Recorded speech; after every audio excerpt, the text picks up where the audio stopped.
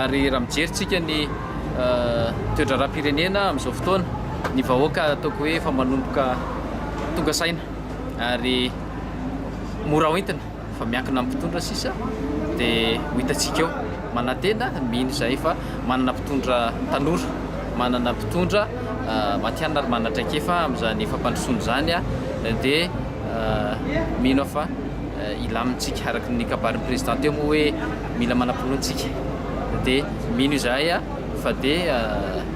anjaran'ny mpitondra sisa manatanteraka. Tena tsy voaja ve ny demokrasia sy ny lalàna teto amintsika mahatonga azy nanindry mafy an'izay hoe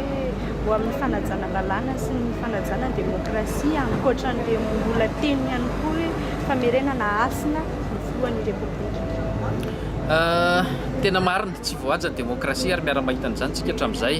raha miteny hoe tenitsika hoe merina ny asin'ny filoham-pirenena tsy ny filoham-pirenena rery fa ny asiny rehetrarehetra mihitsy ny asina maha-olombelona mihitsy ny voahitsakitsika teto Madagasikara hatramin'izay a ny asin'ny mpitondra ny olom-boafidy rehetra tsy mipetraka ary mino aho fa amin'izao a fitondrana vaovao zao dia hipetraka araka ny tokony izy daholo zany rehetra zany. Inona ny azon'ny commune Mahireza andrasana zany?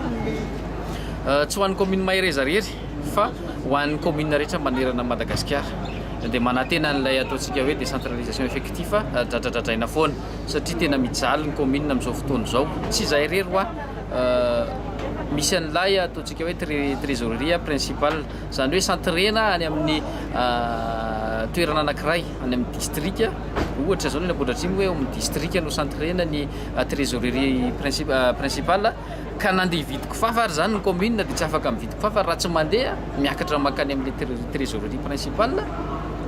akavola zany hoe tena mifanohatra tanteraka amin'ilay décentralisation effectif dradradradraina mino fa misy technicianina be da be ao amin'ny ministère décentralisation mahalala sy mahafitsara an'izany a dia mba ety am-pendohany amin'izao fitondrana vaovao zao dia efa atsipina sahady ny teny a sy izany fahasahiranana mahazo ny vondromboaka Patrice Ndrapahefana zany. Resaka fanaparam-pahefana ny asam-panjakana ny filohandry Rajoelina teo ho anareo commune misy mety hoe fiantraikany bavana aminareo hoe zany? Tena mety tanteraka aminay ilay izy satria marina tokoa fa ny aina tao anatin'ny baranany angamba ny maro anisy hatramin'izay aleo mba mifampifeotra izay tsika aleo tena mpiarina ny lalàna mety aminay izay.